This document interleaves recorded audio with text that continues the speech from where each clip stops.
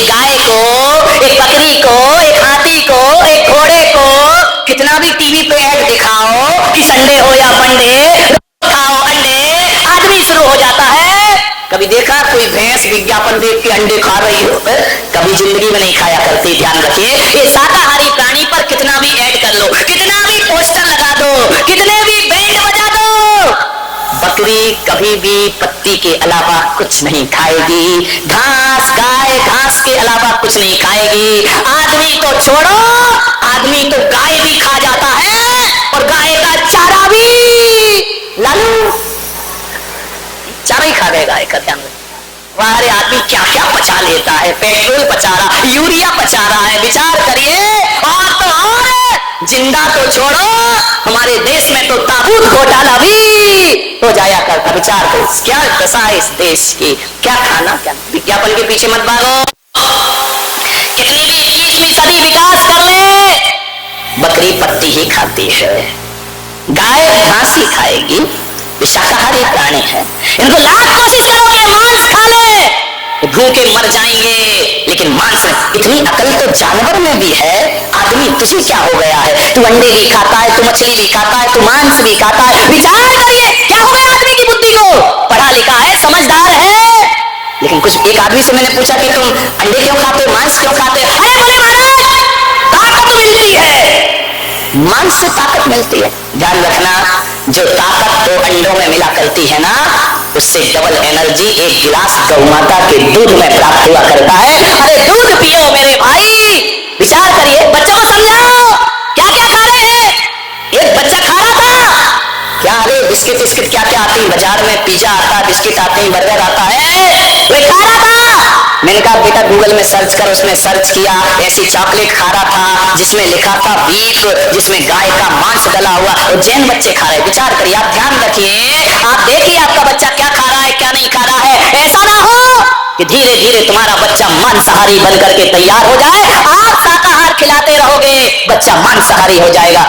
अप्रत्यक्ष रूप में जैनियों तुम्हारे घर में भी गलत चीजों का प्रवेश हो चुका है। ध्यान रखना, परोक्ष रूप में अंडे आ गए तुम्हारी रसोइयों में, खुलेआम तो नहीं आए हैं। कभी पेस्ट्री में, कभी केक में, कभी पिज्जे में, कभी इसमें, कभी उसमें अंडों का प्रवेश हो गया है। और एक बार तुम्हारे रसोई घर में अंडे आ गए तो उसे निकालना बहुत मुश्किल का काम हो जाया करता है। समय रहते हमें इसके खिलाफ एक मोर्चा तैयार करना है मेरे भाई। सोचना क्या ताकत मिलती है उससे। भगवान ने हर पार्ट के लिए एक एक वनस्पति का आविष्कार किया है। कभी अखरोट देखना, अखरोट देखा है, उसका छिलका निकाल के उस अखरोट में जो रेखाएं बनी है और जिस तरह से वो बना है, अखरोट को देखो या अपनी खोपड़ी को देखो, एक से बनते हैं। ध्यान रखना, आदमी की खोपड़ी भी अंदर से ऐसी है जैसा अखरोट है। इसका मतलब ईश्वर कहता है कि यदि सिर संबंधी कोई तकलीफ हो तो अखरोट खाओ मेरे भाई, तुम्हारे जीवन में आ। बच्चों को समझाइए, आलू खा रहे हैं, अंडे खा रहे हैं, आलू खाओगे तो भालू जैसे तो चलोगे मेरे भाई।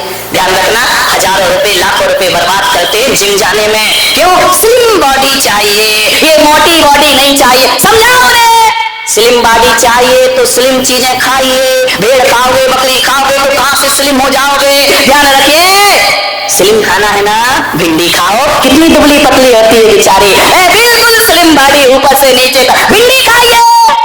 लाल गाल करना है, लाल पाउडर मत लगाओ, लाल टमाटर लाल एप्पल खाइए, गाल लाल लाल। देखो सबकी व्यवस्था है, सोचना है आपको। बादाम, ये जो आंखें हैं इनका आकार बादाम जैसा है। ध्यान रखना, देखो तो भगवान की कारीगरी तो देखो, आंखें किसके समान है? बादाम जैसी। आंखों की तकलीफ हो, बादाम खाओ मेरे भाई, आंखों में रोशनी आ जाएगी। काजू, दो काजू को ऐसा करो तो कान बन जाते हैं। ध्यान रखना, बनावट भगवान ने इसके लिए पैदा किया इनको। दो काजू यहाँ लगाओ, कान बन जाते हैं ना। कान में प्रॉब्लम हो, काजू खाओ मेरे भाई। जीवन मुलायम ओठ करना है, पतले पतले मुलायम मुलायम, तो कहा है किशमिश खाओ मेरे बेटे, क्योंकि जो किशमिश में धारियां होती है वही ओठों पे धारियां होती है, और जैसी मुलायम किशमिश होती है वैसे ही तुम्हारे। इन्हें खाओ, दांत में प्रॉब्लम हो, वैसे हमारे मुंह में भी दांत हुआ करते। ये विचार जैसे समझाओ अपने बच्चों को, ध्यान रखिए, नहीं समझाते हो, विचार करना है। हड्डियां मजबूत करना है, गन्ना खाओ, गन्ना का डिजाइन हड्डी जैसे तो है मेरे भाई, ध्यान रखना। वो हर चीज बनाई गई है आपके लिए, आप वही खाओ जिस पार्ट में जो तकलीफ हो। वैसी वनस्पति समाज देश में आ चुकी है मेरे भाई, वैसी वनस्पतियां बना दी गई है मांसाहार। राम ने, कृष्ण ने, बुद्ध ने, महावीर ने जीवन में कभी मांसाहार नहीं किया है, ध्यान रखना।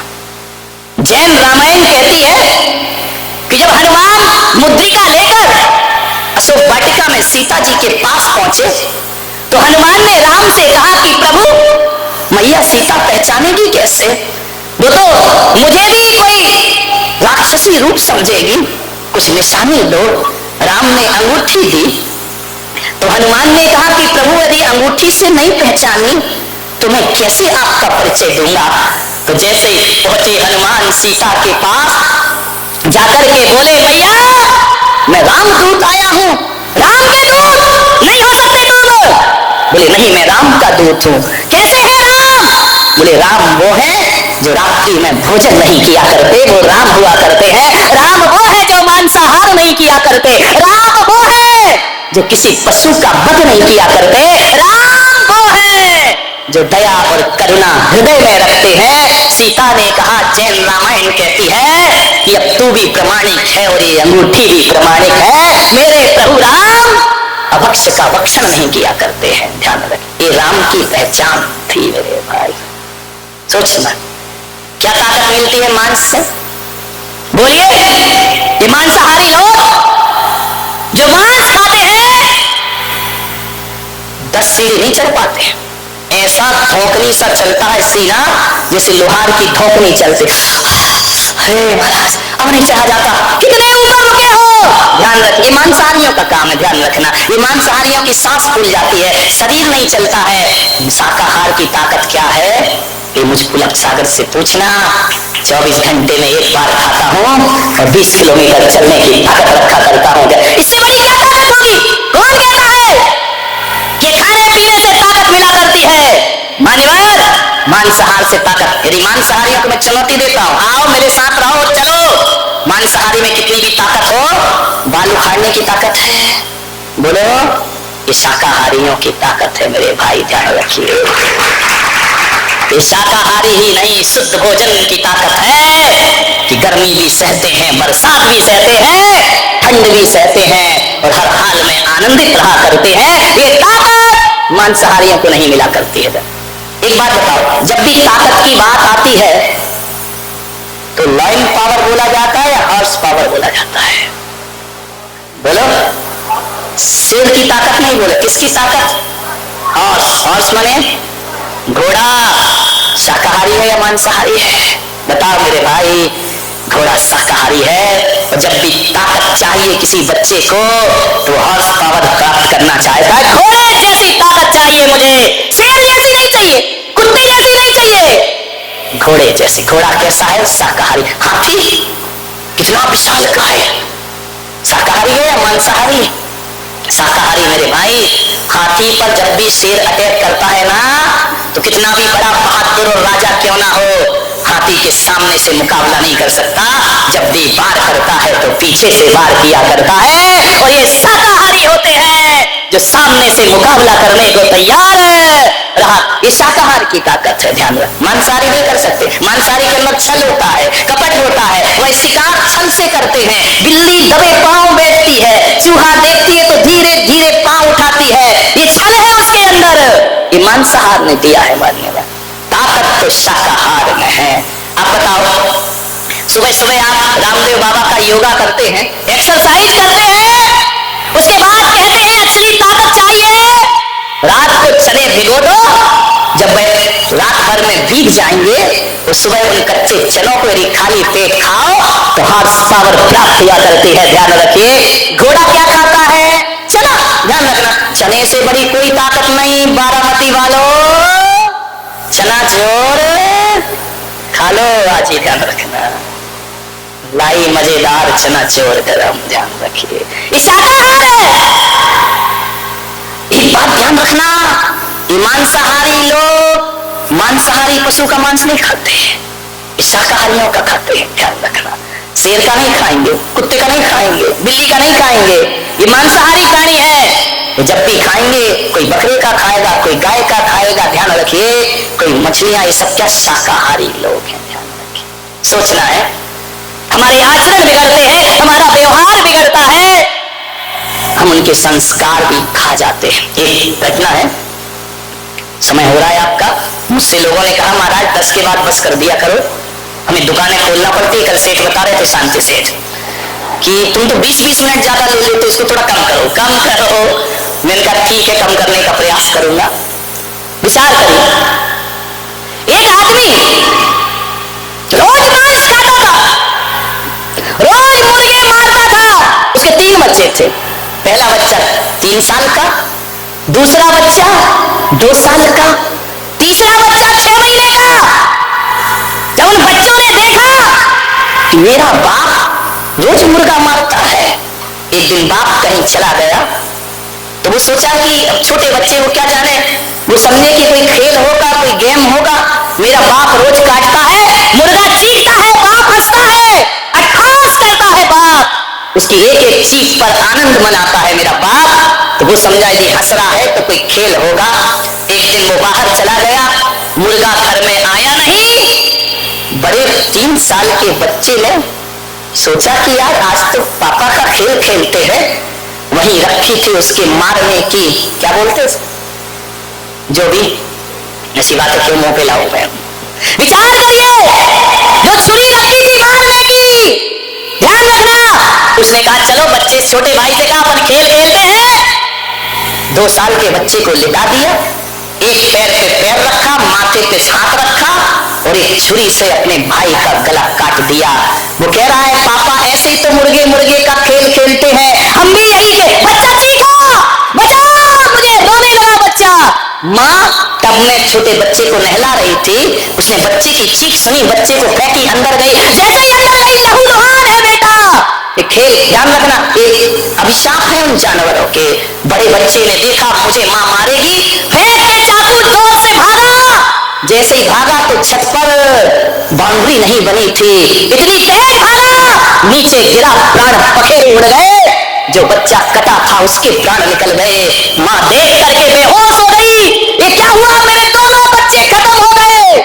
लौट करके हो बेहोश होने के बाद जब होश आया, तब में आकर के देखती है तो 6 महीने का बच्चा भी पानी में शांत पड़ा हुआ है, उसके भी प्राण निकल गए। मेरे भाई ध्यान रखना, अरे काश इन घरों में करुणा और प्रेम के संदेश होते, करुणा और प्रेम का व्यवहार होता। अरे आज उसको बहुत रोना आया, उसने कहा मैं 3 बच्चों के लिए रो रहा हूं। भीतर से मुर्गी चिल्लाई तो 3 के लिए रो रहा, मैं कितनों के लिए रोई होंगी। ध्यान रखना, आज तेरे बच्चे मरे तो तुझे कष्ट हो रहा है, मेरे बच्चे तूने रोज मारे हैं मेरे सामने। ध्यान रखिए, कर्म फल को प्राप्त। एक बकरी को एक पंडित काट रहा था, बलि देना था देवी के लिए, बलि चढ़ाना था। बकरी को सजाया, श्रृंगार किया, माला पहनाई, तलवार उठाई, और जैसे ही तलवार उठाई बकरी जोर से हंसी। उसने देखा ये हंस क्यों रही है, बकरी जोर जोर से रोई। उसने पूछा कि तू हंसी क्यों, तू रोई क्यों? बोले पंडित मुझे रोना तो इसलिए आया कि पिछले 100 जन्म से तू मुझे मार रहा है, बाहरी मेरी तकदीर, मैं बकरी बनती हूं तू कसाई बन जाता है। 100 जन्म से तू मुझे मार रहा है, और हंसी इसलिए आई कि ये मेरा आखिरी जन्म है, अब तू बकरी बनेगा और मैं पंडित बन करके खड़ी होंगी, इसलिए मुझे अपने आप पर हंसी आ रही। एक आदमी ने कहा कि महाराज यदि बकरों को काटेंगे नहीं, मारेंगे नहीं, मुर्गों को मारेंगे नहीं तो इनकी संख्या बढ़ जाएगी, इतने हो जाएंगे, इतने हो जाएंगे कि आदमी को रहने को स्थान मिलेगा। गलत फहमी। एक बात बताइए, बकरे क्यों बढ़ रहे हैं दुनिया में, मुर्गे क्यों बढ़ रहे हैं दुनिया में, बताओ क्यों बढ़ रहे हैं, और दूसरे प्राणी क्यों? जो काटे और मारे जाते हैं ना, उनकी ही संख्या बढ़ती है, और जो काटे मारे नहीं जाते, मेरे देश से टाइगर कम हो रहा है, मेरे देश से शेर कम हो रहा है, मेरे देश से चीते कम हो रहे हैं। क्यों हो रहे? कब इनको तो कोई नहीं मार के खाता ना, फिर भी इनकी संख्या कम रही है, और जिसे मार के खा रहे उसकी संख्या बढ़ रही है। इसका मतलब ये है कर्म चक्र चल रहा है। आज तुम मारोगे, कल वो तुम्हें मारने को तैयार खड़े रहे। इसलिए जो खाया जाता है उसकी संख्या बढ़ती है। ध्यान